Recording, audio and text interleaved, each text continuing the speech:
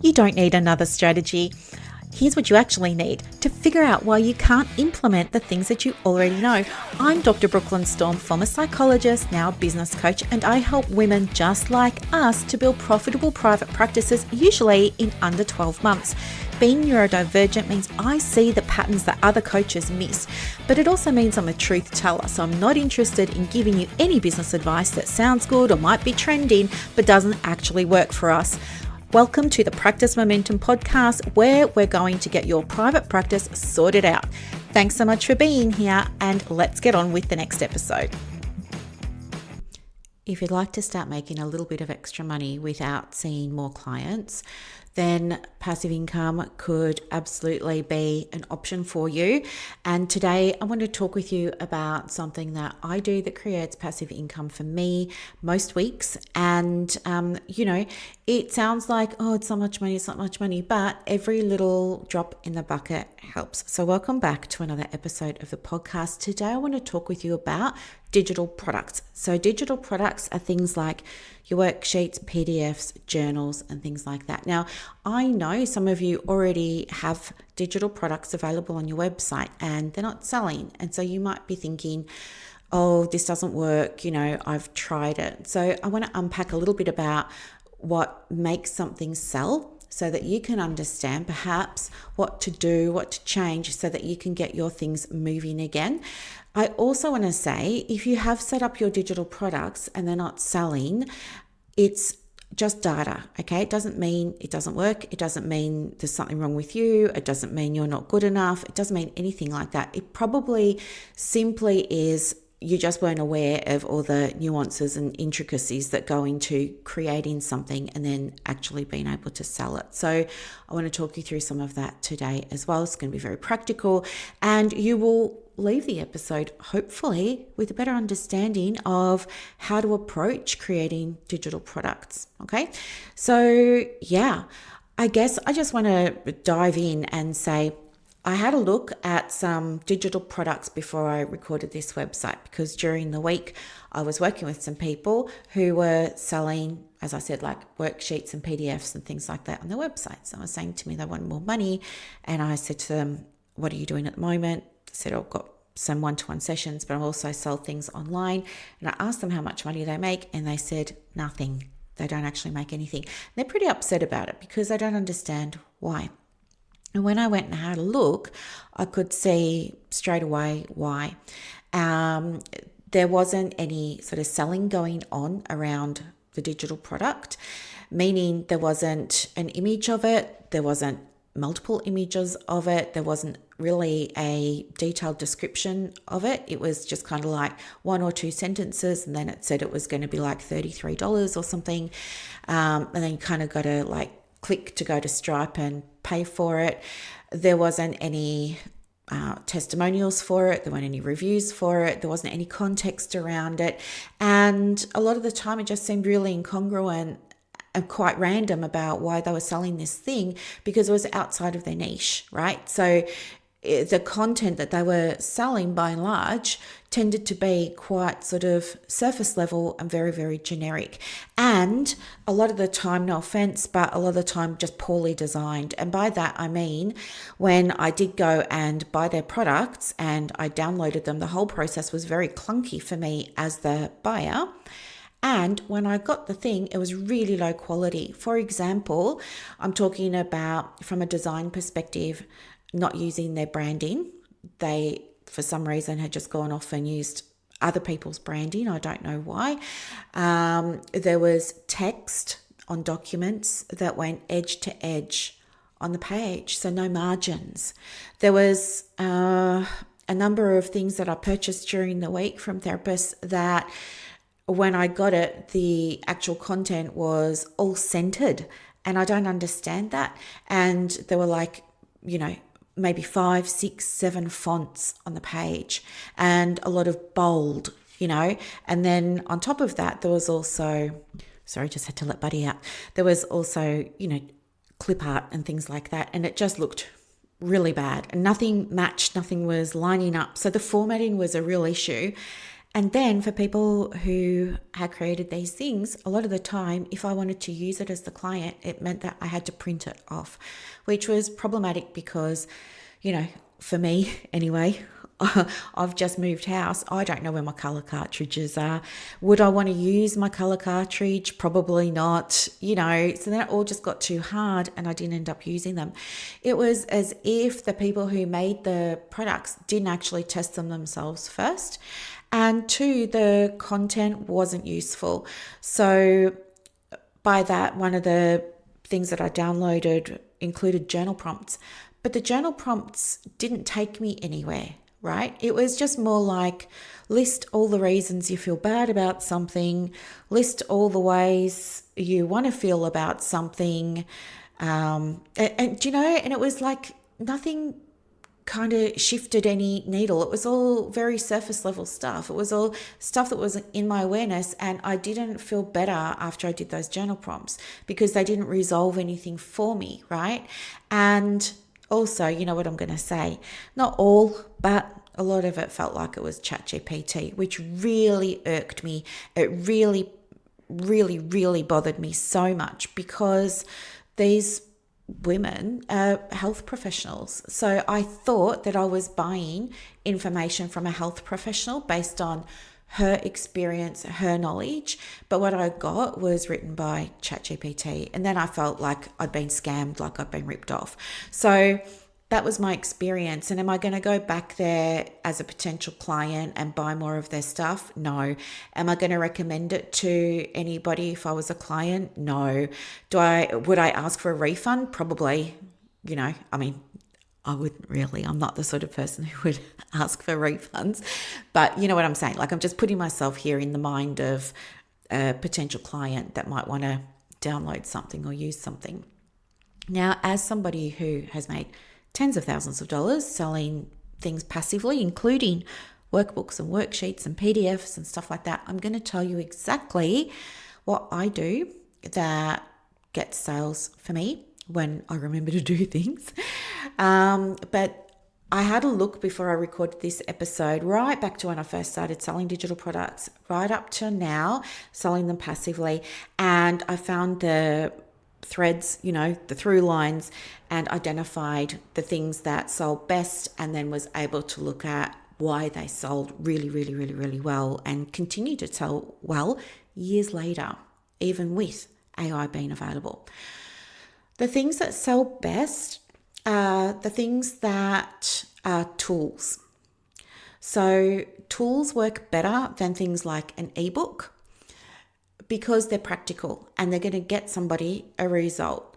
A tool is something that is hands-on, they can use it and they can get an outcome pretty quickly.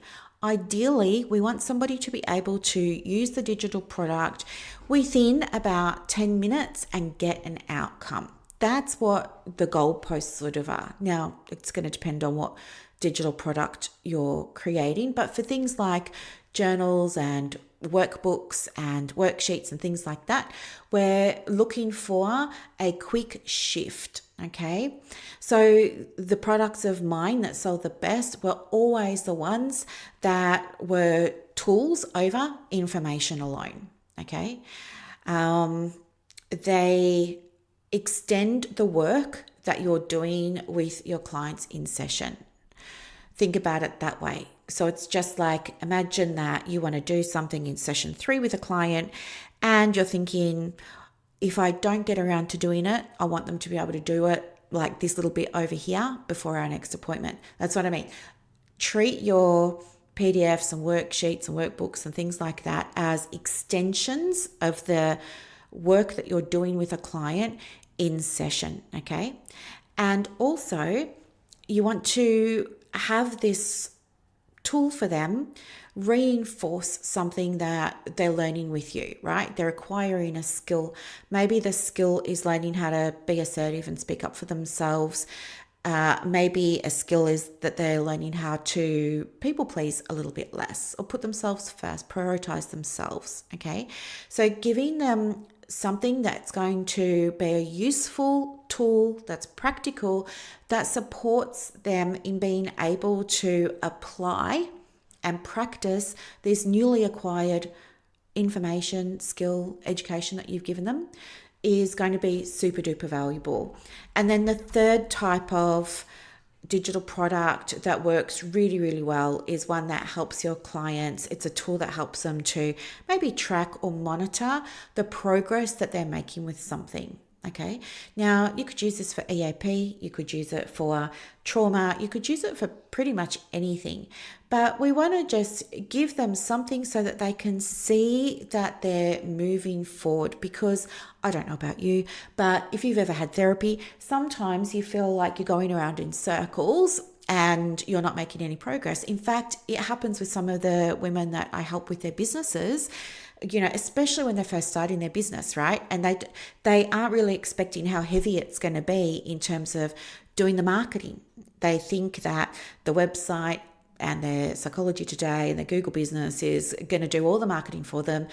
And then they get frustrated that they've actually got to be doing more to drive traffic over and things like that. And so they feel like they're stagnant, or they feel like they're treading water, that they're doing all of this other stuff over here, but they really need a client in the diary now. And the things that they've been doing just aren't working. And they know that they're not working because they don't have a new client yet.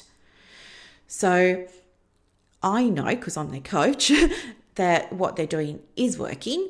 And so for me, with some of those clients, it's going to be really helpful for them to be able for themselves to track their progress, whether that is a checklist where they can tick off the things that they've been doing, whether it is a tracker that they can use to track the amount of time people are spending on the website, the number of pages people are visiting on the website, the number of email inquiries they're getting from their Psychology Today, right? All of those things.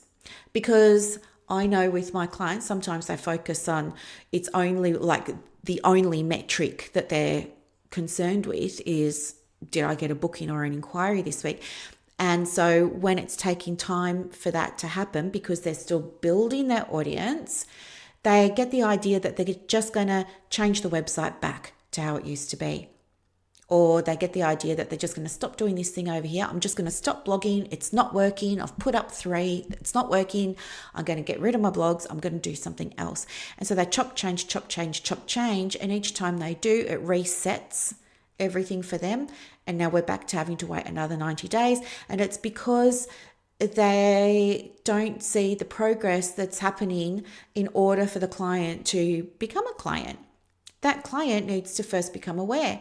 So that's why we would say, go and track your Google Analytics and see what your traffic is like. Once the client's aware, they need to be interested. Let's see how long somebody's stayed on the page. Then they need to show that they have a genuine desire to take an action, to do something. Great. What are they downloading? What are they clicking on? All those kinds of things. So if my clients in business are only focusing on the end result, that's a problem for them, and they will feel like nothing's working. So by giving them a tracker that lets them record things, they can see clients are on the way. They can see, things really are starting to work. Okay. And that is very, very, very, very valuable, because then it gets them out of a tailspin. It stops them feeling scattered, and now they see that it's working and they know, okay, I just got to keep doing what I'm doing. And eventually somebody will take that last step and book the appointment. So it can be very calming, very reassuring, build confidence, all those kinds of things. So yeah, that's kind of the third tool that you can use that would be very, very helpful and valuable and sell. And because it builds on what you're already doing with your clients, it is very, very useful. Basically, the products that will sell the very best are the ones that are the most concrete, meaning they're very, very practical, and they are problem specific. Okay. The more practical it is, the more problem specific it is, the more valuable it is to the client, and the more they appreciate it. And they're going to buy it, and they're going to use it, and they're going to talk to you about how they went with it. And then they're going to buy the thing for the next session if you have them sort of session by session, or, if you've just got a little shop front page on your website, they will go and buy more things. The looking at my own, looking at other people's, I can clearly see the ones that didn't perform very, very well. For me, I can see the ones that didn't perform very well were when I used other people's templates and I didn't tweak them, refine them, update them enough. And so because of that, a couple of things happened. When somebody was looking for the thing, they found mine amongst a sea of very similar ones, and my one didn't stand out. And because they were all so similar, people generally, just purchased the cheapest one, and mine wasn't the cheapest one. So those products of mine, they didn't take as long for me to create. They were fun to create in Canva and things like that, made a few little tweaks here and there. But I, at the time, trusted that the template itself was enough, and it was the minimal tweaking what done me in, okay? By keeping a template as a template, it's by its nature going to be generic, vague, and very surface level. It can't be anything else, because in order for it to be valuable and useful for a client, it needs to have your thoughts, your insight, your wisdom, your experience infused through it. Okay. And even if I'm making you a template, if I make you a template of a workbook, and I say, hey, I've made this template of workbook. Here you go and rebrand it, sell it as your own and things like that. You could, but it probably won't sell well. What would sell better is if you use the template as a base and you said, oh, okay, this is how it should be formatted. These are the types of questions to ask. How could I make this more relevant to my audience? So to my clients, right? How could I infuse my beliefs about grief, loss, and trauma, or ADHD, or relationships? And what would that look like, right? How would I change these journal prompts, for example? What would the habit tracker look like? Would I still have a thing in here about mindful breathing or box breathing? Or would I put something that was more specific and useful based on my opinion, what I do, the way I work, right? So it's really around tailoring. Anything that is not helpful, as I said, the surface level stuff, the stuff that's very generic, if they can get it on Instagram or they can get it on GPT just by typing in how to overcome anxiety, that's not valuable and it's not helpful.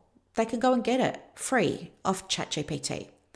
What makes something useful and valuable and helpful is having your thoughts woven throughout it, okay? The other thing that isn't selling is long ebooks. Nobody's really interested in an ebook these days. They tend to be quite generic. So again, not useful, not valuable. The other thing is people are wanting fast results, quicker fixes. They want to do less but still see some kind of improvement. And the other thing that doesn't really work so well is very generic, watered down, vague, content that's kind of like self-helpy.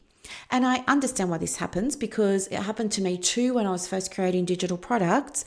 And I heard this advice. I was like, yeah, I get it, but I'm not going to, because I've got a PhD and 30 years experience, and I worked so hard for all of that. And I'm going to keep all my special knowledge behind a paywall, and I will give people that knowledge once they become a client. Then I will share all this abundance of wisdom that I've got, right?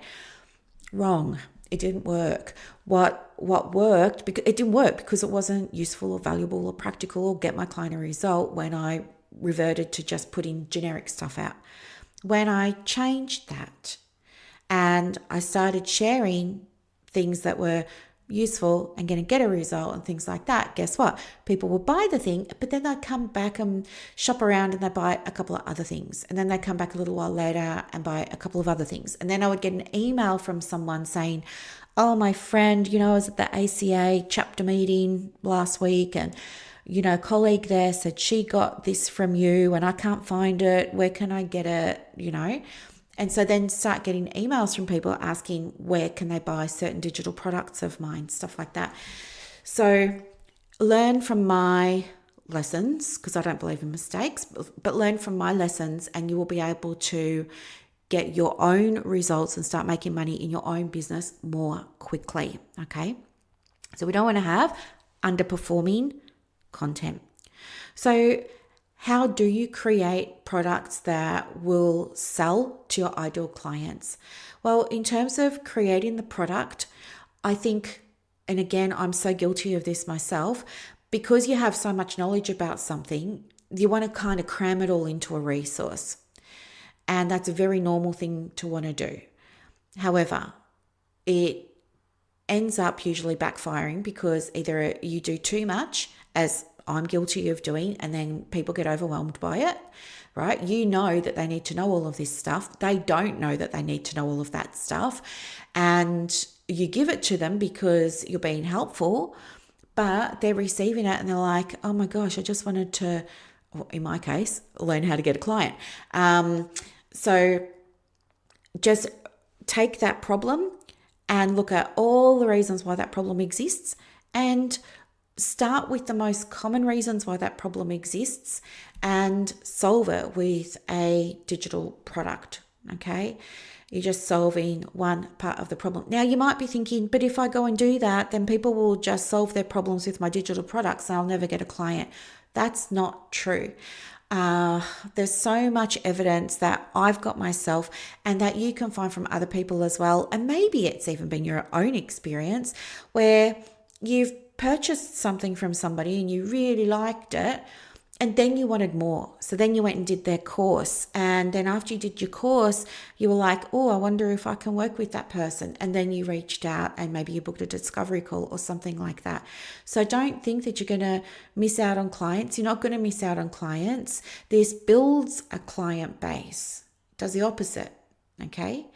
You're not giving away all of your secrets. People pay for implementation. With this podcast, I say everything, but you might be thinking, well, then, if you're giving us all of the information on this podcast, why would we work with you? I'll tell you why. It's because of all the people that listen to the podcast. For every 100 people that listen, maybe one or two might go and implement one or two things from an episode. The implementation generally doesn't happen, and that's what people are needing support with. And maybe if they feel like they listen to something on my podcast and they're like, oh, okay, great.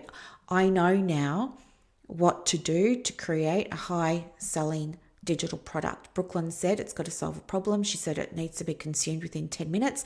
She said it needs to be a tool, right? Not just something that they read and do nothing with. It's got to be a tool that it should ideally extend what's happening in therapy for clients who are in therapy, or reinforce a newly learned skill, or track or monitor progress, or something like that. So I'm pretty good to go. There'll be a couple of people that feel like they're good to go, and they will go and they will implement and they will have something up on their website by the end of next week and they'll make a sale. But most of the time people don't. Then there's going to be other people who have a go, but they're wondering, are they right? Is it good enough? Have they done all of the things? Can they be sure that it will sell? Like, what's the next step now they've actually made it? And so they're going to want implementation support, right? And it's the same with you and your clients. So don't feel like you're doing yourself out of work by putting, simple solutions into your digital products. You're not, okay? The other thing about a winning digital product is it should be doable. And this means we want to make sure that it's presented in a way that feels doable, feels achievable, that a client can understand. So if you're going to be using language like EMDR, for example, that's a term we use in the therapy community, but your client might not have any idea what that is or why it's relevant to them. So you want to explain things, okay? So just make sure you're making it very, very accessible so that everybody understands why you're including it, what it means, we're all on the same page. And they believe when they read it, they feel inspired and they feel like they can take action and they want to go and take the action, okay? Another way to create a winning client product for your passive income is to create something that's going to match one of the problems that you're hearing your clients talk about a lot. Now, this will work for you if you're seeing clients. If you're not, think about what was coming up when you're on placement, or if that's not an option for you, go into the spaces and places where your ideal clients are and start tuning in and listening to what are the common questions that they're all asking and make a solution for that. Okay. Another idea that can be really helpful and again, super easy is to just, when you're seeing clients and you're in a niche, you know how sometimes it can feel like Groundhog Day. You go through these periods, don't you, where it feels like you're giving the same piece of guidance to just about everybody that's booked an appointment that week. You wish you had $1 for every time you'd said this thing. So that becomes the opportunity for you to create a digital product around that, and you know it's going to sell because it's needed. Okay, so start thinking about that, and for yourself, think about how could you track this. Okay, so maybe you make a note for yourself when it comes up again. Oh, okay, this thing. The best-selling products for your website, or if you're going to put it on Etsy or Thrivecart or Gumroad or wherever you're going to sell it, generally aren't content-based. They're more practical, useful resources that really genuinely help your clients to either do something, reflect on something, and have a breakthrough, right? So not just reflecting on what their symptoms are and how bad they feel and how they'd rather feel. We want them to have a reflection that leads to insights that then they say, oh, right. Okay. Like, for example, if I was going to do some journal prompts for a client, and let's say it's a client who wants help with her practice and her marketing, and she's doing the things that we're working on, but she's feeling like nothing's working because she doesn't have the client yet. Just taking this hypothetical from before, she doesn't have the clients yet. Then, I might create a 1-page worksheet that's got 3 or 4 reflections on it. And maybe those reflections are, on what is she basing success? And how might that be restricting her ability to see the real progress, the genuine progress? Or what are some of the other signs of progress that she's perhaps not yet considered or not yet been looking at? And how does it feel in her body when she's focusing on this metric over here as being the indicator of this is working or no, it's not? Does her body feel tight, constricted, restricted, limited, versus other things, right? So I want to give her some questions that will stop her from saying, I want another strategy, I need another plan, I need the next thing, I need the next thing, I want to get her off that hamster wheel because it's not going anywhere. Like, she could do as many things as she wanted to, but it's not going to change the fact that the client is going to take as long as the client takes to go through her pipeline, and we know that the pipeline is working. So I want to help her shift her awareness around what's working, what the progress is, how she's defining things, the meaning she's attributing things versus other meanings and things like that, so that she comes away from that worksheet feeling grounded, feeling at ease, feeling like something's been lifted. That's what I mean. So no vague generic journal prompts. No, yeah. The other things that work really well are tools that help clients, as I said, practice or rehearse a belief or a skill, a behavior, a therapeutic approach, like maybe it is breathing, maybe it is mindful walking, things like that. Those kinds of things can work really, really helpful, really well because they're helpful. Basically, if it's not clinically relevant, it's not going to sell. The other thing that can help your products sell is, like, when you're creating your products, think about them in terms of a broader product ladder. So usually, you know how you would have maybe 3 to 5 freebies on your website. Well, for each of those, you want to have a bit of a ladder. So it could look like you've got a free thing here and it's really high value, right? Somebody loves it. They get a result from it. They love it. They're back for more. And the next step is to pay for, perhaps it's the worksheet, okay? Or maybe it's the, I don't know, mini workbook or something like that. They're going to pay you for that and they're going to love that. And they're going to say, oh my gosh, everything she's got is so good. What else has she got? And then they're going to come and see that you have the third thing on your ladder, which could be a bundle, okay? People love a bundle. So again, it's got to be relevant to the free thing, to the paid thing, right, that they purchased beforehand. Now they're going to come get the bundle, which feels like a show bag, right? It's got some really great things in it. It feels really, really high value.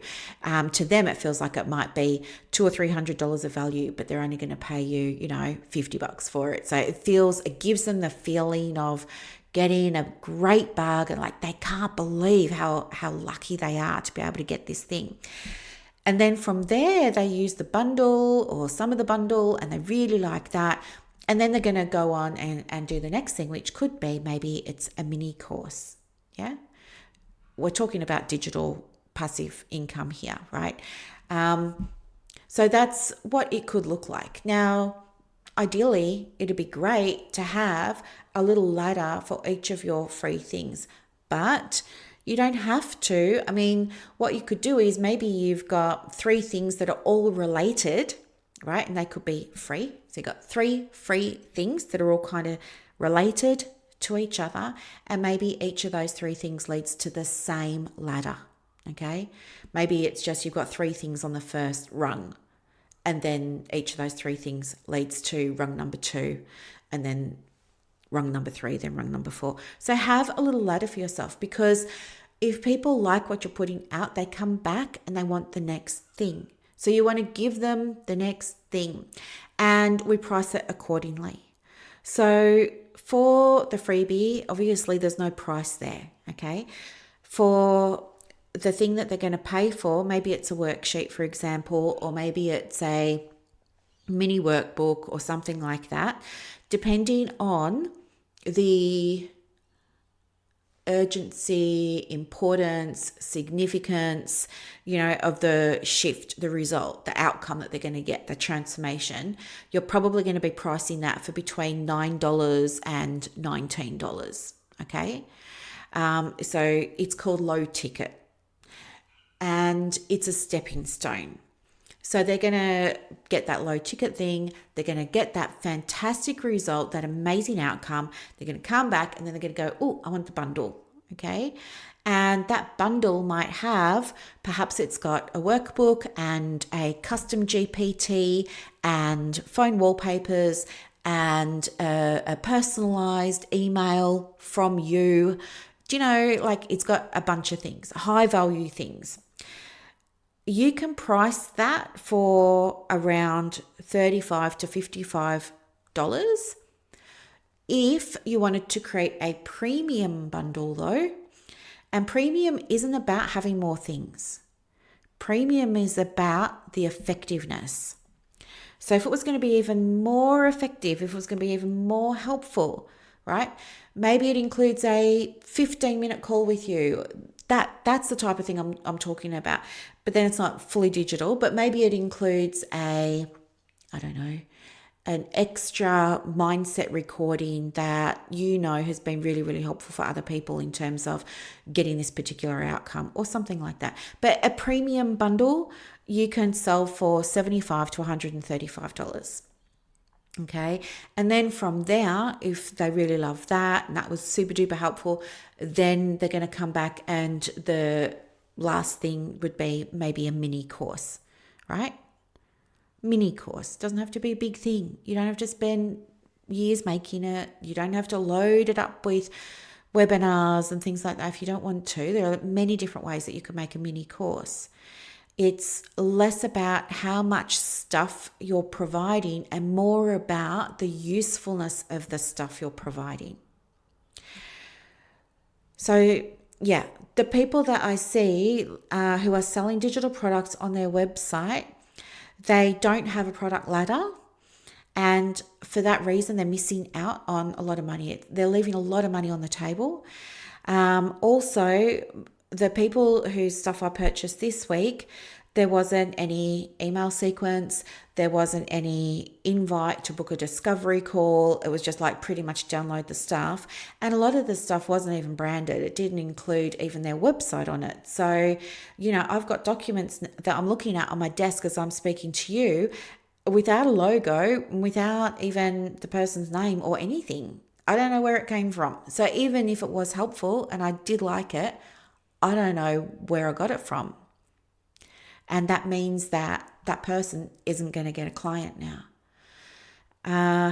And then two, you need to include enough information on the website. So you can sell it on your own website, just connect it to Stripe or PayPal, but you can connect it. I just said it. Put it on your website, call it store, call it resources, call it shop, whatever you want. And then each thing you want to include information about who it's for, right? What type of client is it for? Don't say, oh, this is for women who are in a relation. No, be really specific. This is for women who are who have recently discovered there was infidelity in their relationship and they're currently in a state of shock and anger and confusion and unsure what they're feeling or what they're going to do next and can barely look at their partner, right? I mean, obviously not going to write that, but you know what I mean. That's the level of specificity you want to go into. And then you're going to explain why you made it. I made this because in my work, this pops up a lot and there hasn't been anything that can specifically help you when you're in this situation. And in my experience, I know that coming along and talking to somebody can be great in the moment, but then as soon as you leave the counseling room, life happens and it's back to, I've got to go and do the shopping and then I've got to pick this one up from soccer and drop that one off to netball and who's got dancing on the weekend and, I've got a lunch tomorrow at work and I'm responsible for bringing the party pies and it's all this and you forget about what we've discussed. So it can make it feel like you're unsupported. So I've created this for you so that you can make notes when we're together about what's being discussed and so that you can include reflections, reminders, so that in between sessions, you have something practical and tangible here that you can refer to. Print it off, keep it in the glove box in the car so that when you're at the school and you're waiting for the little ones to come out, you can thumb through it and just reflect, remind yourself, get centered again, get grounded again, right? You can, here's what's going to happen. Once you purchase it, you are going to be taken to the download page and you'll be able to download it immediately, right? So this is what's missing. It's this level of content around who it's for, why you made it, how it's going to help them, right? How are things going to be different for her once she's bought your digital product, okay? And then making sure that that digital product lets her know what's next. So let's say, just using that example there, it was a worksheet. Well, down the bottom of the worksheet, I'm going to say, bring this worksheet back to your next appointment. Or if she's not seeing client, if she's not in therapy yet, I'm going to say, book a discovery call with me and send me a copy of this sheet or send your answers and we can go over it together. And I can give you some more practical guidance around, next steps, what to do, what could be coming up for you, right? Do that and then put the link. Like there's got to be a next step. So those are some of the things. And then the other thing that I can share with you that really helps with selling is images. So make some pictures of the journal or make some pictures of the pages of the journal. You don't have to reveal the content, right? You can blur it out, all those kinds of things. You could put shadows over the top, or you could put objects over the top of specific text that you don't want anybody to see. But a lot of the time with the work that we're doing as practitioners, it's invisible because we're talking about their thoughts, their thinking, what's coming up for them, their emotions. And so it can be very hard to sell. So by creating an image of the worksheet or the outcome that she's going to get from using it, or the workbook, or an image of the bundle, she can now see in her mind's eye what she's going to get. Okay. And you know what? Make sure that you have a couple of designs up your sleeve ready to go, because people buy with their eyes. And maybe you've got a very colorful looking cover, right? My Etsy store is intentionally very vibrant and colorful. But the rationale for me doing that was because I wanted to stand out from everybody doing beige and black with cursive and making it look luxury. Like I'm over that aesthetic. And I wanted people to feel fun and playful and light and feel like, oh, I'm on Etsy and I'm shopping and I'm getting stuff for my practice. I wanted it to feel fun. But that's not going to work for everybody.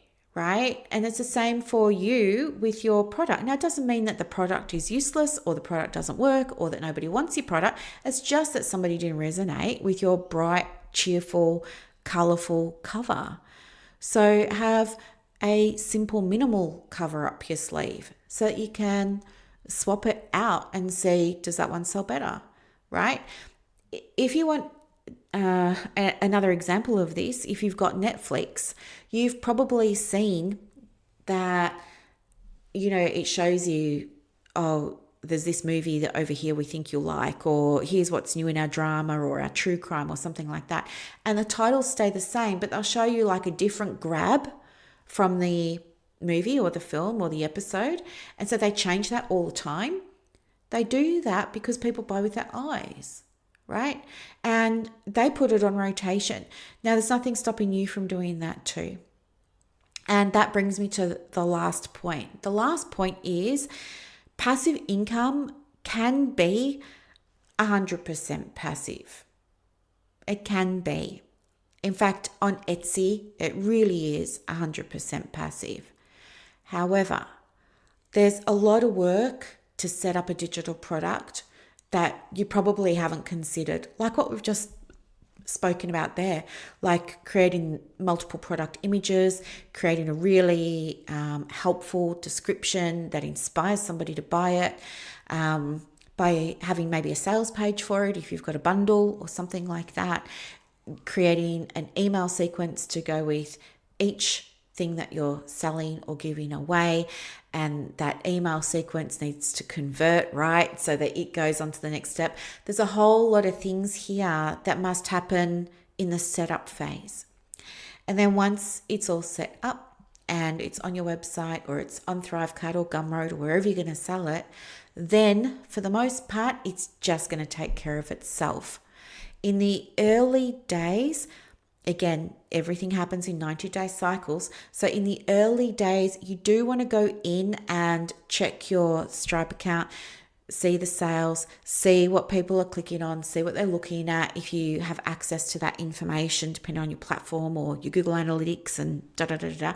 But have a look, because if people are seeing it but they're not buying, it could be the cover. So change that. It could be the title. So that's very important, actually, the title. Sometimes it's very tempting to write a title that feels so good on your heart to write. So you might want to say something like, nourishing your soul on your healing journey. But the thing is that a title needs to mean something to a client, and it needs to be something that will allow a search engine to show it to somebody, will allow a search engine to find it. So not many clients are going to be typing things like nourishing my soul on my healing journey. They're probably going to be typing how do I not shout at the dog when I'm having a bad day, right? So make sure that your title is using phrases and words, and they're called keywords, that your clients are using. And all you have to do is pay attention when your clients are talking to you in therapy. Just pay attention. What are the words that they're using? What's the language that they're using? What's the outcome that they're wanting? What's the struggle they're expressing? Okay. And use that to create a title, right? Things that work really, really well are simple. And of course, we don't want to be promising the world to people. We don't want to say overcome your anxiety in 30 minutes. We don't want to do anything like that. But we do want to let them know the result of using the free tool or the bundle or doing the mini course or something like that. So I'd always recommend giving whatever you're selling a title that's based on the result. Okay. And then if you wanted to say nourishing your soul on your healing journey, do it as a subtitle or a subheading or something like that. But lead with the thing that's going to make the most sense to your clients. So for me, if I did something like, I'm just thinking, I want to give you a good example. I might say something on mine like, get your next client in 5 days without needing another plan or more steps. I think that would probably sell better than if I said how to get clients or grow your practice or something like that, how to market your practice. Do you hear the difference? Like, these ones convert really poorly. Will the guide or the book or the resource, the digital product, show them how to get clients and market their practice and grow their practice and things like that? Absolutely it will. But these titles convert really poorly because they're quite generic. Doesn't say who it's for, doesn't speak about the result. It sounds more like advice, maybe not an actual tool that's practical. So things like the 30-day client attraction plan for therapists in private practice would work a lot better. Or how to set up your very simple referral system for your private practice, right? That works better. That's what I'm saying. So when it comes to naming the digital product for your passive income, there are a couple of different ways that you can do it, a couple of different formulas that I was able to recognize when I was having a look at all of mine, because I was thinking, this is interesting. What's the difference between the titles of the ones that were selling for me versus the ones that weren't? And a few different combinations came up, and the first one was speaking to my audience, including the problem and the outcome in the title. So that was one structure. Another structure was when I was speaking about the mechanism and the audience and the result. And then the third way was where I was including a number. So it could be, months, days, time, minutes, whatever. But I had a number, the type of resource that it was, so whether it was a guide, audio, thing like that, and the benefit that they were going to get as a result. So examples of that worked really well was I had 15 scripts that turn your inquiries into bookings in your private practice. That went really well. And you can hear there it was because it had the number, it said scripts, which was the resource type or the deliverable. Turn inquiries into bookings. That was the result, right? A 30-day plan to get more, your 30-day plan to get more therapy clients in your private practice was another one that did really well. Same thing. You can hear it's 30. We've got the number in there that they're getting a plan. That's the thing. And that the plan's going to get them this result, right? Or help them to get that other result. And then another one was, what did I have? The private practice client attraction workbook. So they're hearing it's a workbook. They know it's for them because they're in private practice. They know it's going to be helping them to attract clients. So that one did really well too. The other reason that titles like that work super well is because they're more clear. they're more searchable, and they're also more persuasive in a way, because they're letting somebody know exactly what it's about, rather than sort of a quite broad or generic or even an abstract, quite flowery title. Okay. So yeah, I think keep the title really short. We don't want anything too long. Keep it kind of short. And if you really want to have a subheading or a subtitle in there, add it onto the cover or add it into the description. So there's some of the ways. And then lastly, when it comes to selling the digital products, it's not really enough to leave it on the website, okay? Because again, we're only getting a certain type of client. That client who visits the website is usually already somebody who is problem aware, number one, and solution aware, number two, okay? Which means we're missing out again all these other clients. And that's why you have to drive traffic to the product that you're selling. And there are really easy ways that you could do that. You could let people know in their welcome email that you've got a shop and here's the link and they can go to the store. You could send an email once a quarter with a little sale. You could run a sale if you're, hosting it on Gumroad or something like that. You could give people a coupon.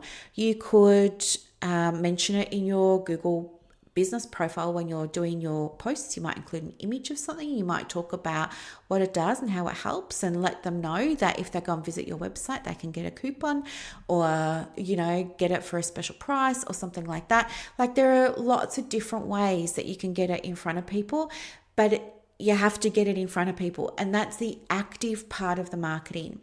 And I have myself so much evidence of when I'm doing that and I'm being active and I'm getting it in front of people, I make so many more sales than when I am not. For example, I think I've said it maybe the last couple of episodes, right? That I haven't updated, or not updated, but I haven't added new things to my Etsy store for a little while.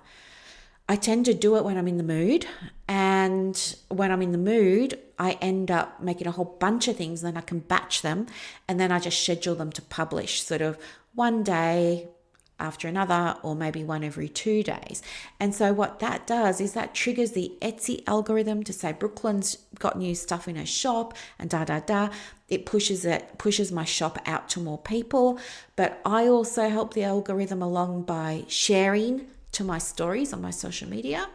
I think I said to you last time, like, I haven't updated my own website or my own Psychology Today profile or my own Google business. But when I do all of that, then I want to put it there as well and send an email and talk about it on the podcast and So I know that when I'm doing those things, boom, it's like sale. I keep getting all these notices saying Etsy seller notification, you just made another $67. And it's great, especially if I'm out at a market, because then I feel like, well, now I can go and get that nice, crystal point, or I can go and get that book, or I can go and get those coffee cups handmade by that lady over there that I was eyeing off before. Like it's fun. It's so much fun.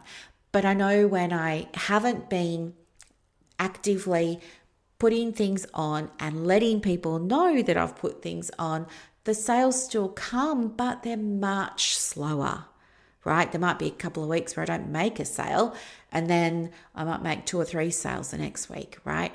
But if I'm constantly pushing stuff out and letting people know that it's there and it's available and I make sales daily, right? So you have to understand that it can be passive, yes, but you want to have a way that works for you of maybe automating, getting it in front of people. And as I said, really easy ways of that. Let people know in the welcome pack that, now that they're a client, they're automatically going to get a 17% discount on your stuff or whatever, and they can go to the website and get it. Let them know in email confirmations that you've got a shop. Let them know on the bottom of your footer in your invoices, right? I mean, we could go on and on and on. I love a good brainstorm. It's part of the neurodivergence, but I'm sure you can come up with your own ideas. It doesn't have to be hard. You can set these things up and then forget about them and the message is coming to the client loud and clear every time they get that confirmation email, when they book an appointment, every time they get their receipt or their invoice, they're seeing it again, they're seeing it again, they're seeing it again. And people need to see things roughly 50 times in 90 days, okay, to take action, right?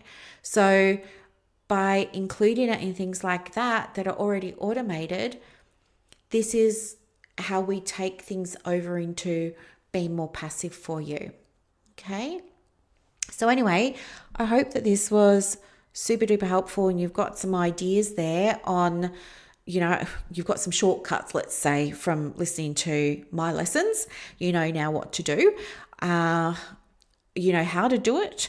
It's just a matter of going and doing it now. It's going to be so much fun for you. I'm really excited for you to do that. In terms of me and what's happening with my business, as I just said a moment ago, like it's all kind of state of flux at the moment because I'm manifesting a couple of things. So I'm manifesting, I've finished talking about the passive income. If you want to kick on for a minute and hear about the manifesting, you're welcome to stay. But I've finished talking about passive income. So if that's you and you're done for today, amazing. Thanks so much for being here. I'll see you on the Wednesday edition. Okay, thank you so much for being here. But everybody else, yeah. So I got the house, right? Manifested the house. Then I said to you the episode before last that I wasn't going to stop there, that you have to, I believe, you want to keep manifesting, build the manifesting muscle. And so I've decided that I'm just paying off the house in 12 months. And I told you that that mortgage is $374,000. So, when I first decided that I was going to do it, I did have a minor conniption and a minor heart attack thinking, how on earth am I going to do this on top of, because it's extra money, right? It's not suddenly I'm going from making this much to making this much. It's like, I want this 374 on top of what I've already got. And then I realized, well, it's probably going to have to be another 100 or so on top of that because of tax. So yeah, it would feel like a big ask, but old me would have said, that's a huge ask, not going to happen, that's impossible. Current me is like, well, you've decided that we're doing it, so we're just going to do it, right? We're just going to get on with it. And so what I found myself doing during the week was I've already taken action and a couple of things have happened. Okay, so the first thing that happened was I decided that I was going to look into the redraw account and what does it mean and how can I use it and stuff like that. So I have gone and put money into the redraw account. So I've put, I think, $50,000 into the redraw account. It was like a scary thing to do. It feels like a lot of money, but I did it. I think I did it like 7,000 a day or something like that because I was like so nervous about putting it in. I don't know why, but I was. And anyway, so that has, like, I know variations happen, blah, blah, blah, but it has saved me between $82,000 and $95,000 over the lifetime of the mortgage. And it saved me between 7 and 9 years on the repayment, which is a lot considering mortgages are 30 years. So I've cut a third of the time off the mortgage, and that feels so liberating and just feels so good. And now, like, I want to do it more. So there's that. The other thing that I did, so the first thing was like, look at what was in my circle of control right now. And that was, okay, am I making the best use of the money? So I've gone and put that over there. Again, feels good to have done that. The other thing that I haven't done yet that I will do, oh no, I did this bit. I calculated annual costs for the house, things like the rates and the electricity and, blah, blah, blah. So I did all of that. And then I set up scheduled payments so that that's all just taken care of. So I don't have to worry about the money. Do you even hear my language? Like, it's interesting, isn't it? I just said it's all on auto, so I don't have to worry about it. And then I said it's all taken care of. I mean, that's what I've been manifesting. And here I am already embodying the identity of it. I know, it's so cool how this stuff works. So anyway, that's going to take some, I guess, pressure off, because I'm not going to have to be worrying about it all the time. It's just going to be getting done. That feels really, really good. The thing I haven't done yet that I intend to do is I want to print off all my statements from my personal money, so not work, but personal. And I just want to go and categorize like where it was all going over the last 12 months. Because I do this for work, but I don't do it for the personal. So I just want to see, like, are there any opportunities there for growth, or is there anything that could be cut, right? So anyway, I'll go and do that and have a little bit of a look at that and see if there's anything there. It's not going to make a huge difference to being able to pay off the mortgage, but in terms of, I guess, just by the microphone, in terms of like paying it down. However, I think energetically it puts me in a position of being in charge of the finances rather than feeling like the finances are in charge of me and what I can and can't do. And that is the gold, right? That's what I want. So that's the reason that I'm doing it, and that's the benefit that I'll get. So I'm going to do that. Yes, I will go and have a more deep dive of an analysis of the business finances, but by and large, I have really good profit margins on the business like you guys do.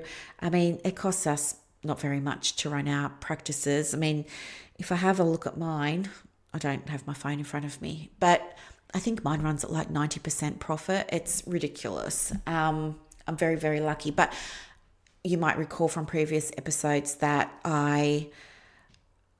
when was it? Maybe it was about 3 years ago, wasn't it? I was doing that activity for myself around money and money mindset and everything. And I was looking at all of my expenses. And that's when I added up what I was paying for my accountant, for the BAS, for the GST, for the preparation of all of those things, blah, blah, blah. And I had Xero, and I had Zoom subscriptions, and I had Outlook with Microsoft subscriptions. And when I added them all up, it came to nearly $11,000. And like, do you remember that? And I was like mortified. I thought, how can it be costing me $11,000? Like, I'm working from home doing telehealth. How is this costing me $11,000? And then I went and moved everything over to Google Workspace. And now it's like $25 a month or something. It's like crazy. And I moved all the money stuff over to Henry, which is just like 1% of every time you get paid. Oh, it's a thing. But anyway, it's like 1%. It's nothing. Would you notice 1 cent out of the dollar gone? No. So I don't notice the Henry fees. And even then, you can earn as much as you want. Like, you could earn $27 million if you wanted to, and it's capped. So I think when I joined, the fees were capped at, I think, $1,200 for the year if you hit the $1,200. And if you earned over that, you didn't pay any extra for them doing your stuff.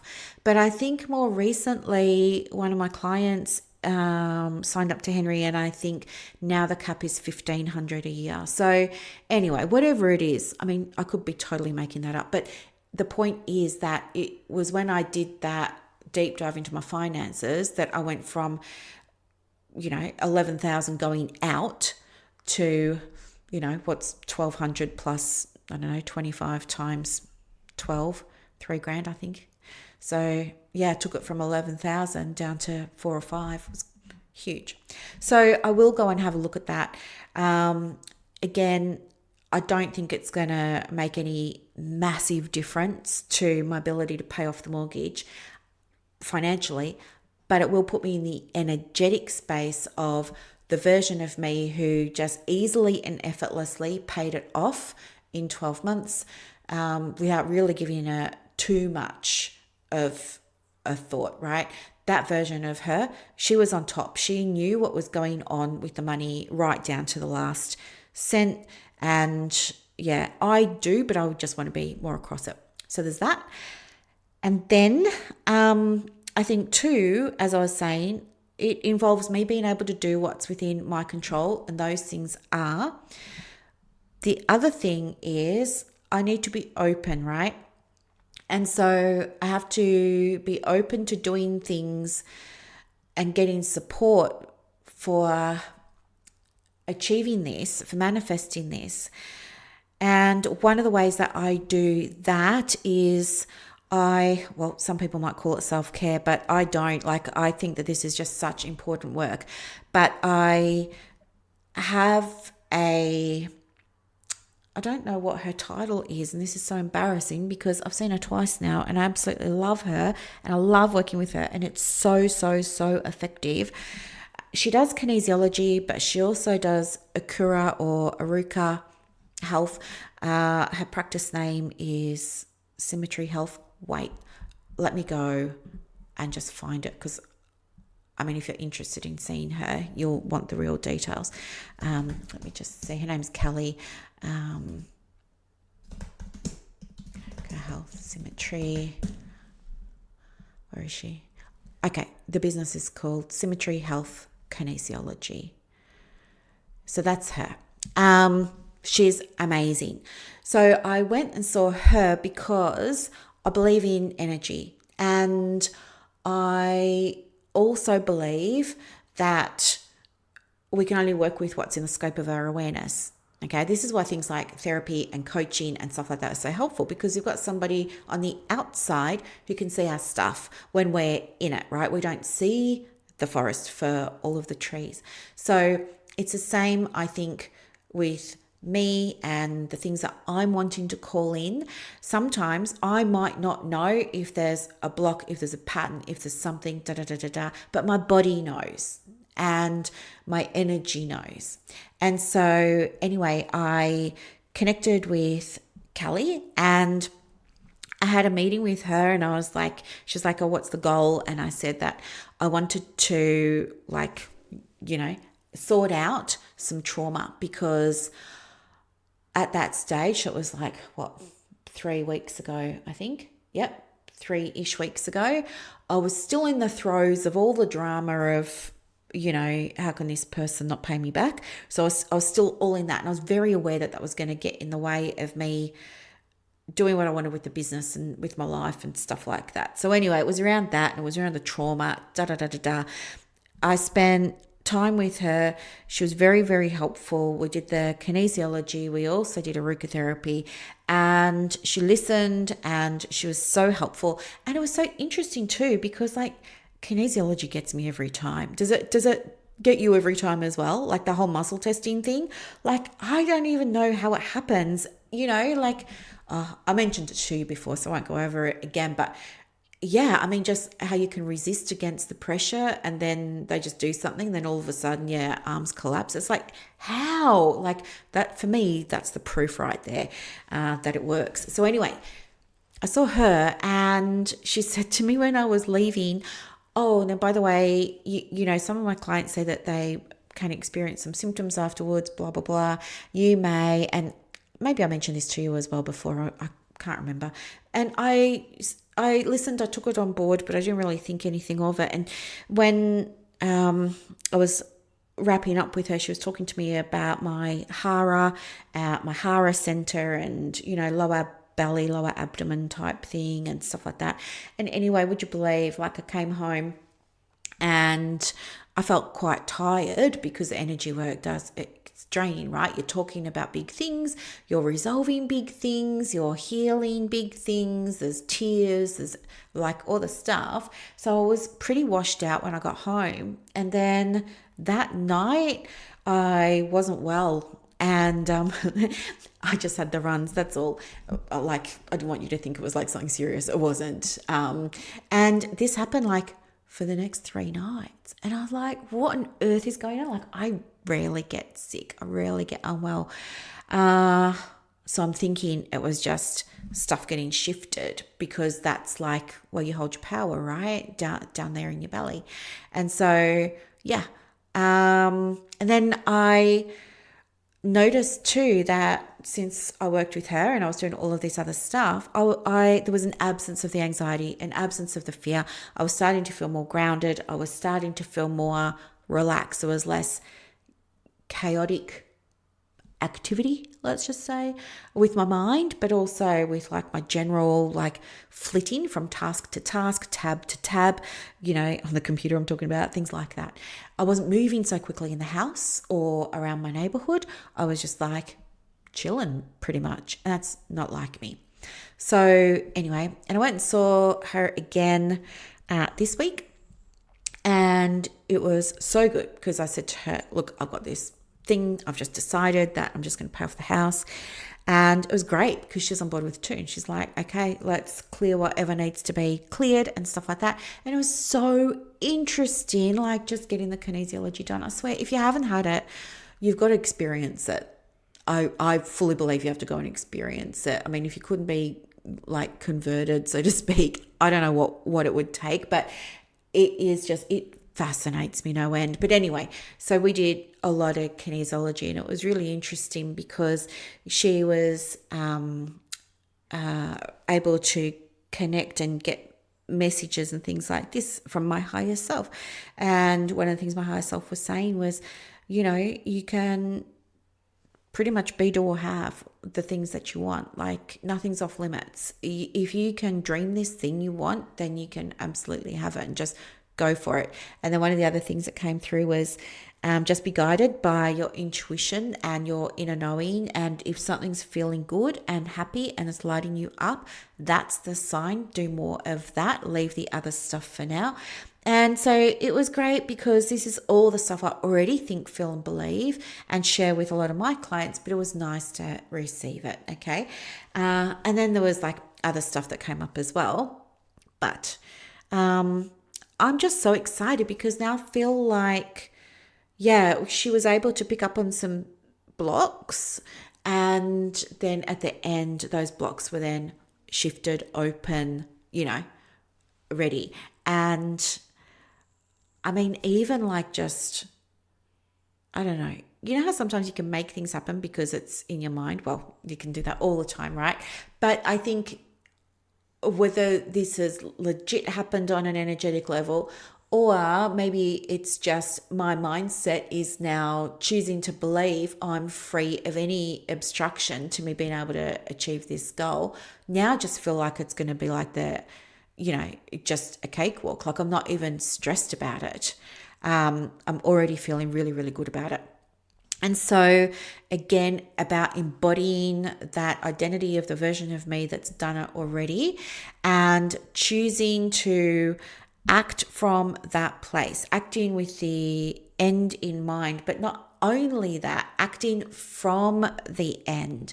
And so I want to, I'm sitting down for the last 2 or 3 days, I've been thinking about my business. And it occurred to me that my business is shifting and it's going to expand. And it feels like the most natural thing for me to do. This is going to require eventually a rewrite of the website and Psychology Today and Google Business. And yes, it's going to require all of that. But there were lessons along the way that I've already been able to leverage. For example, I have been really, really, really, really loving reconnecting with manifesting and, in spiritual terms, it's referred to as like collapsing time. But I guess if you're a psychologist, a social worker or a counselor, you might just say, well, you're using techniques to do that, to clear obstacles, to clear mindset issues, to clear blocks that you might be having. And it's that makes being able to attain the goal quicker.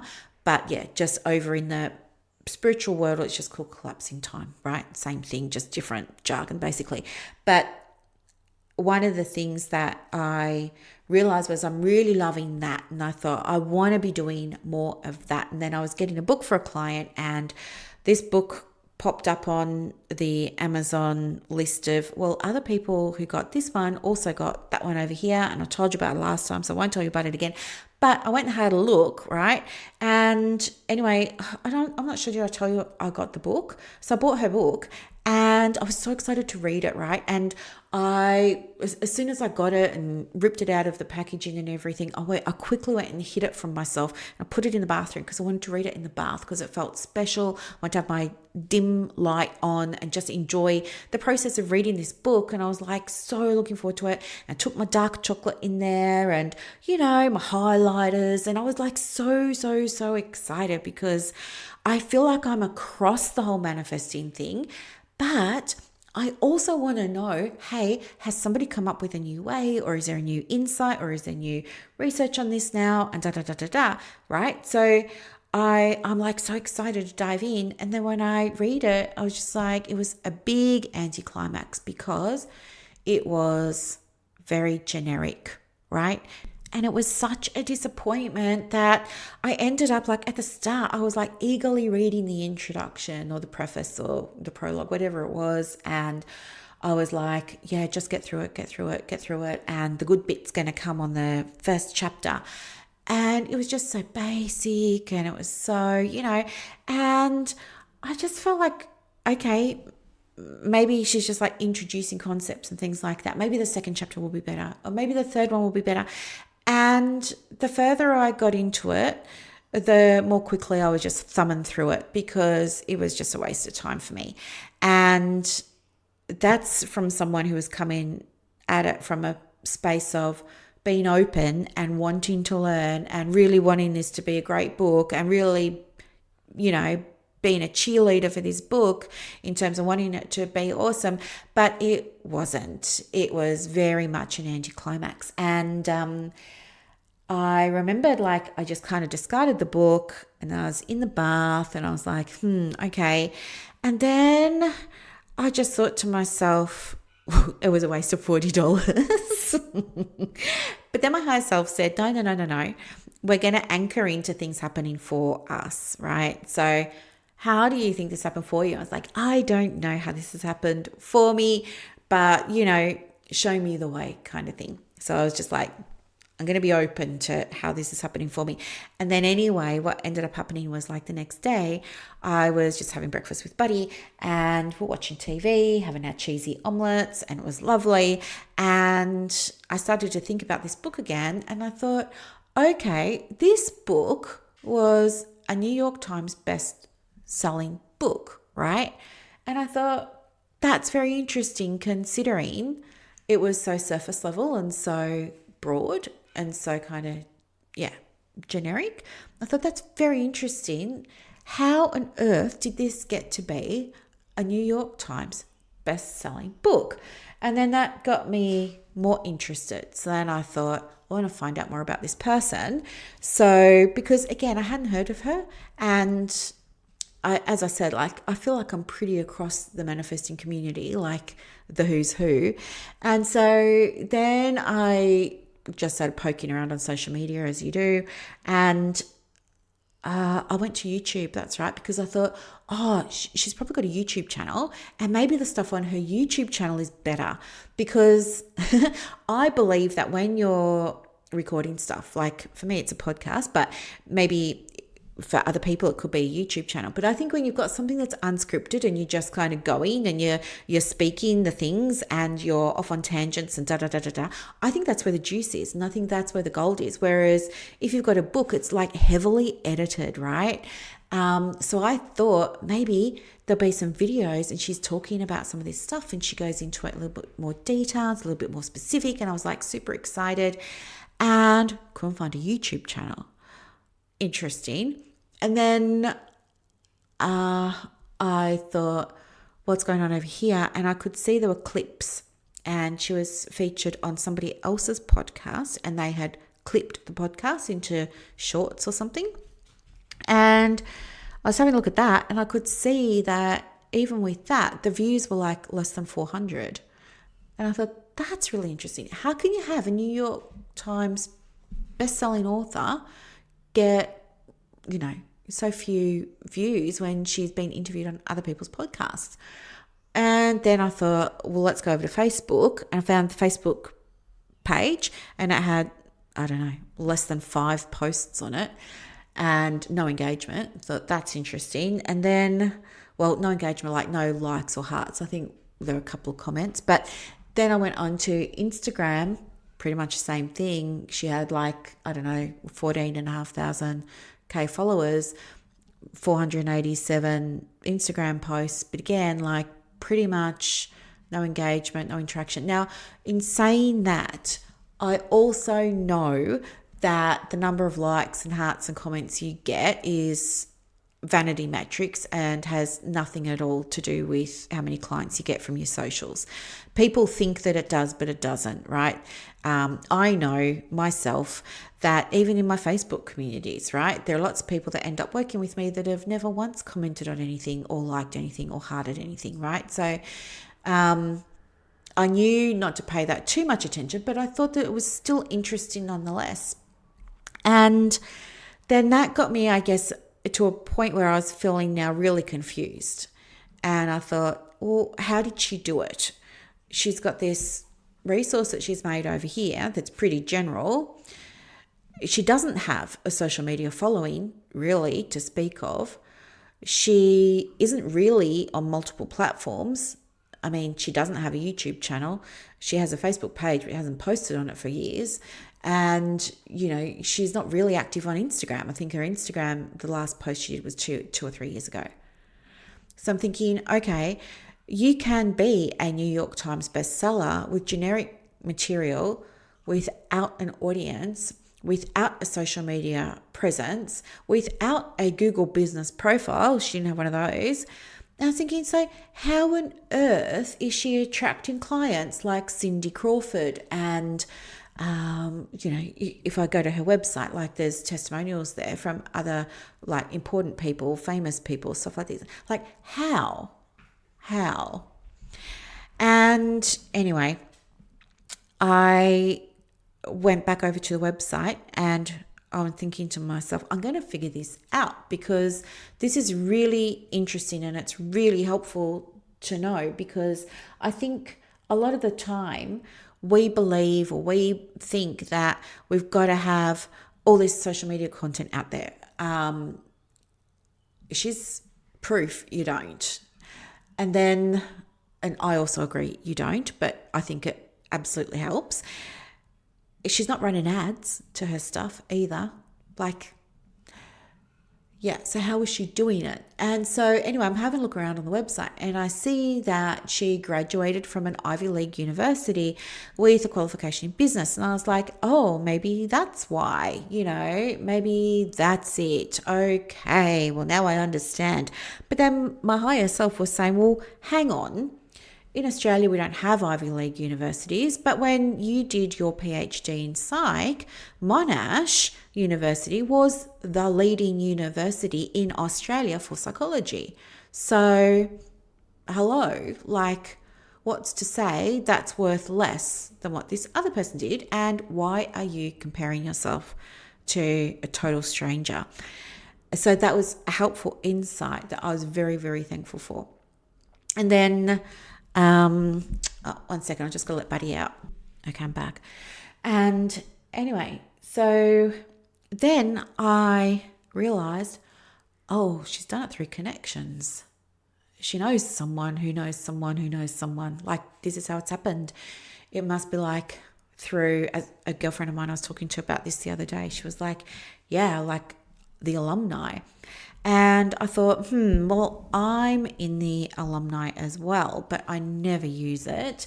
However, I am in a community that I felt called to join about 3 months ago that I also haven't used. And guess what? This community is one that Jay Shetty was in, Mel Robbins was in it, I was approached and asked would I like to be in it. I've said, I don't know, because you got to pay to be in it. And I don't like the whole idea of that. But anyway, especially when you get approached, it felt like no, I'm not. But then when I researched it and I found out this other stuff, then I thought, well, if it was good enough for them, and it's good enough for the guys from Mind Valley to be in it and all of this. And they weren't the only ones, they're just ones that come to my mind now. Then I thought, maybe this is a really amazing opportunity for me and I should absolutely do it. So I agreed and I signed the contract and so now I'm part of this community, but I'm not active in it. I haven't done any of the things I said that I would do. Like, for example, they want to, this is so crazy. They want to set you up as an expert, right? They want to have you be seen as an expert. Like, just hearing myself say this out loud, it's all falling together now, but I didn't see it at the time, right? But I see it now. The point of this community is they raise your profile internationally so that you're seen as an expert in the work that you do and the contributions that you make and things like that. And so part of the things that you need to do or that you agree to do is, of course, make it easy for them to do it by providing them with things like your bios, your CV, your headshots, your, writing some papers, like all of this. And I've done none of it. And I just made my third payment this week. So there you go. I do have access to a community of people that want to raise me up, that have a track record of raising other people up, and I've just done nothing with it. So I think that was, like, if I do a quick reflection, I think maybe seeing that book on the Amazon recommendation thing, it was like the first domino that sort of had to knock over the next one and the next one and the next one to get me back to here. So this is all making so much sense to me now. And I'm also excited to think, okay, what's the business going to look like? So I definitely do want to continue working with women in private practice and helping them with their businesses. Yes, absolutely. And I will continue to be available for that. However, it's not going to be my main source of business anymore, because moving forward, the business is going to be working with people who have already reached a level of success, either in their personal life or with their work or something else. They're already successful in their own right, and they're wanting more growth or insight or understanding or awareness or expansion or whatever it is that may be coming up for them. And they're wanting somebody to, help them with that. And they're not wanting, they're not going to be asking for plans and steps and strategies and things. They're more needing a space to bounce things around, but also they're very, very open to hearing new insights, new ways of doing things, new approaches, all of that. And so I just feel so, so, so excited by that. And so that's where this business is going to be moving to. And it feels so good. I feel very relaxed. I feel calm. I feel grounded. I feel happy. I feel joyful. It's just like the best feeling. And they're just like ideal clients for me. And I'm so, so, so, so, so excited. And they're going to come from all different walks of life. So for the last 10 years, I've been mostly working with women in private practice, right? Psychs, counselors, and social workers, as you know. However, now I feel like that's great. But now I want to work with lots of people from lots of different backgrounds, right? Maybe they're an artist, or maybe they're a musician, or maybe they are an accountant, or maybe they've got a big business over there, or maybe they've got a farm. Like, I don't know. I'm open and I'm excited. And everybody is everybody, right? We're all just people. And we've all got different things going on that we need some support with. And because my business is like getting pretty long in the tooth now, right? Since 1995, so we're at year 31. I've got the history behind me. I've got results behind me. I've got the credibility behind me. I've got all of that. I am well positioned to be able to do this now. And all the planets are aligning. And I just feel so, so, so, so, so excited.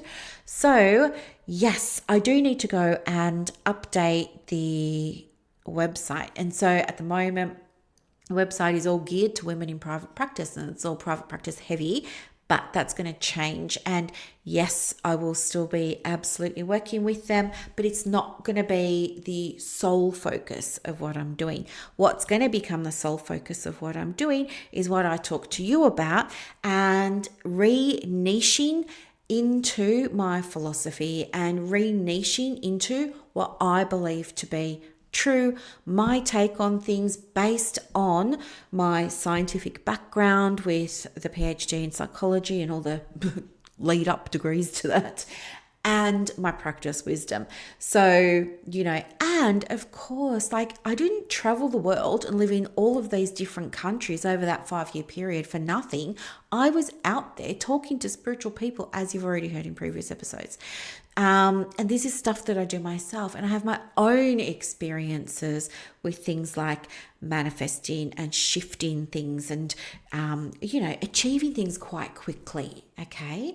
I've got all of that. Like, I'm good to go. I guess now's the time, because before I just never thought that not that I could, like, I always believe you can do whatever you want to do if you put yourself in the right conditions and things like that, like with your mindset and your resources and things. Like, I absolutely believe that you can do and be and have whatever you want, whatever's on your heart. I also believe you're never locked into things. I think you can always change, and so many of us do. We change our niches, or we change our preferred modality, or we change our client demographic, or we change our fees, or whatever. Like, we can absolutely do that. You're never locked into anything. That's the beauty of working for yourself, right? So I guess it was just my focus before was more on helping the women who needed help with setting up their businesses and getting them going, right? Getting them to profit. And I still love to do that. But now I feel like I want to do that, but through this lens. And maybe, do you remember at Christmas, like, I created the first framework to support women in business with their identity and stuff like that. So I feel like maybe even as, I was going to say recently, 6 months ago, as back then when that was all happening, that was probably me planting seeds again without realizing it, and all that identity stuff has been happening over the last few months, and it's infused into all of my coaching now. And now here we are with me talking about identity again myself, and again living through shared examples of what it looks like in a practical sense outside of business in my real life too. So I want to say I feel very excited, but it's not that I feel like this big rush of energy about it. It's more like I feel like this is exactly where I need to be. And for now, this is exactly where I need to be. I'm just so excited. I'm so ready, and I cannot wait to see how it unfolds. So that's that. But I also know that if I'm going to start working with different clients, and I'm going to start working in a way that I've always wanted to work, and do more of that, I know too I'm also going to need to create a new offer, a new way of working with me for these people over here. And I don't know yet what that's going to look like. I'm not in a rush to figure it out. I think what I want to do first is sit down, and I want to journal, channel, get the guidance, unpack, explore, see what comes through, let it sort of percolate for a little bit, see if there's anything else that's inspired, because again, you only know what's in your scope, don't you? You can't see some of this other stuff, and that's why sometimes sitting with it for a little while can be super duper helpful. And I will be asking myself reflective questions and see if I can pull anything else forward that is wanting to be seen and acknowledged and heard and witnessed and all those kinds of things as well. And yeah, who knows where this business is going to be in another 12 months or 6 months or even 3 months, and how that's all going to juxtaposition with life and this goal of the mortgage. And it's interesting as well because one of my friends said to me during the week, she goes, this goal that you've got is not about the mortgage. The mortgage is like the thing that's pulling you in this direction. She said, this is more about you coming back to what you wanted to do all those years ago, but you got sidetracked and you took a side step and you put all your focus onto helping the women with their businesses. So before I started doing this, what happened was it was 2015 and all the changes were coming through in the world of psychology, and it was all very, it was a political mess. It still is a political mess, I believe. Certainly from what I see and hear with my clients, just a mess. And I realized when all that was going on, I wanted to do something about it. And so I did get very, very, very involved with a national campaign to try and fix it, sort it out. But the horse had already bolted. And then I just felt so sick that a profession could do this to its members, right? And I knew then I couldn't continue to be a psychologist anymore, so I was out. And around that time, that's when I came back to doing all of those things that used to give me comfort in the past, the oracle cards, a tarot card, journaling, things like that. And that's when I came across manifesting for the first time. And it just clicked with me because I could see so many parallels with sociology and psychology.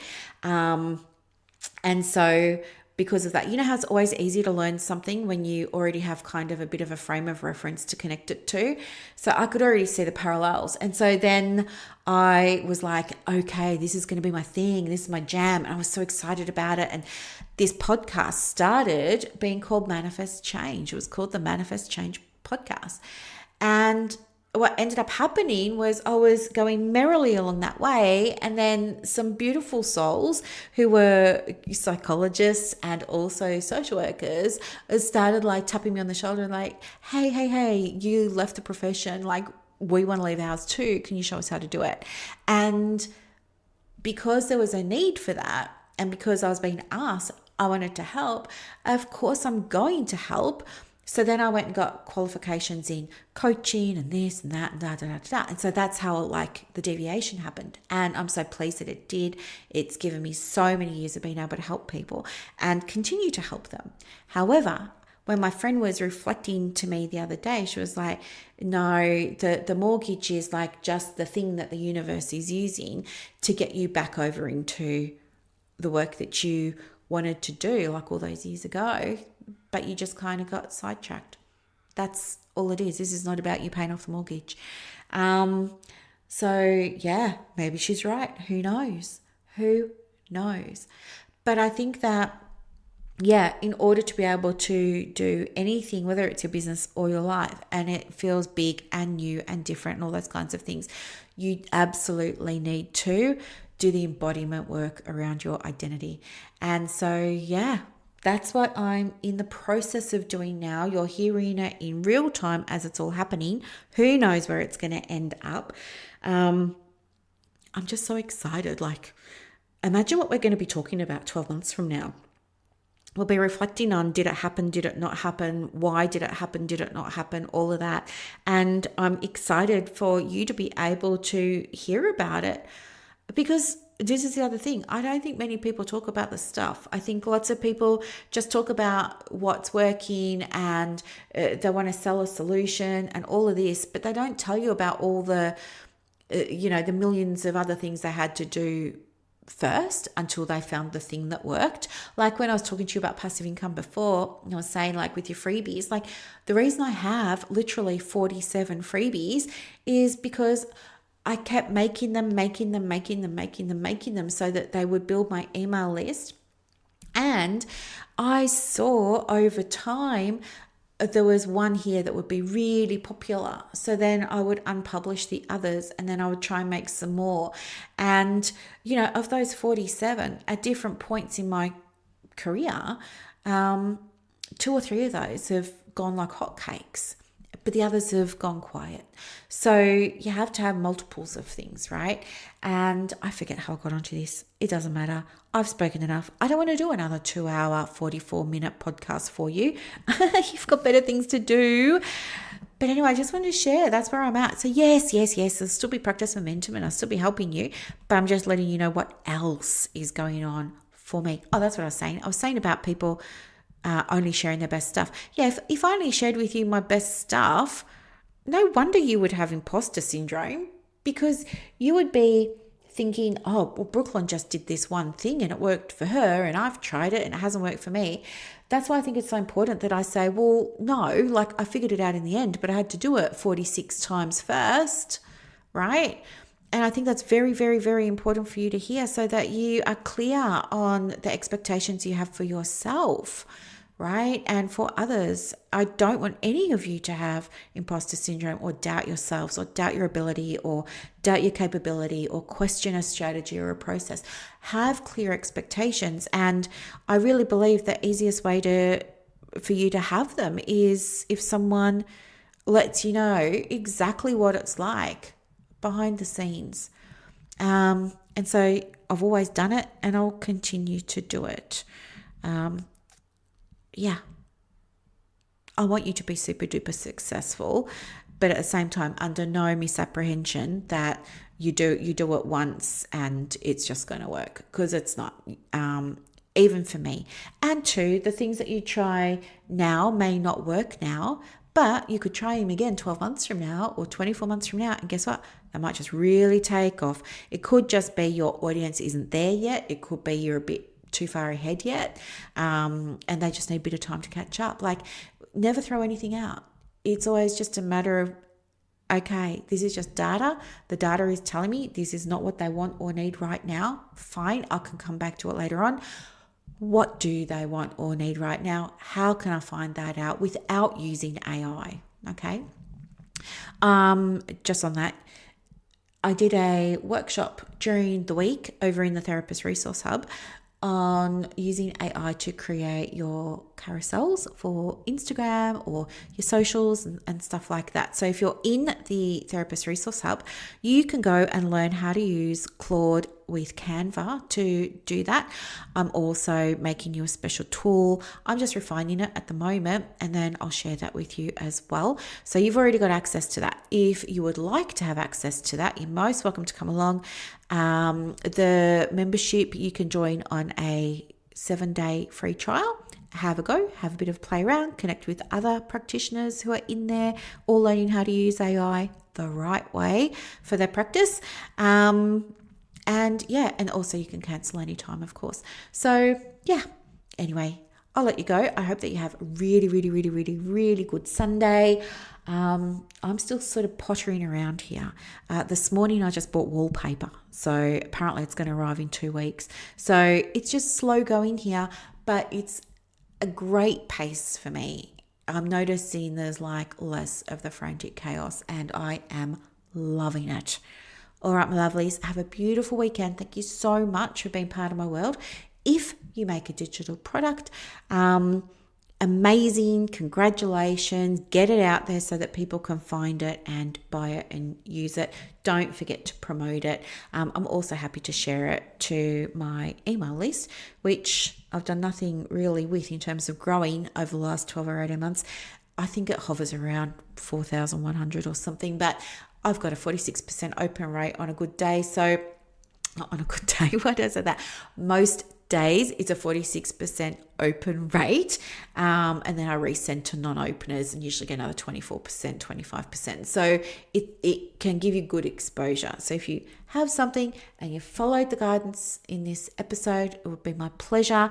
But please, if you haven't and you're just going to say, look, I've got this thing, and I go and see it and it's a freaking template and with bad formatting and there's no this, no that, I'm not going to be promoting it. But yeah, if you do the things, happy to support you and promote it. And get you some money and some clients and some leads and some inquiries, if that would be helpful. All right, let you go. Bye.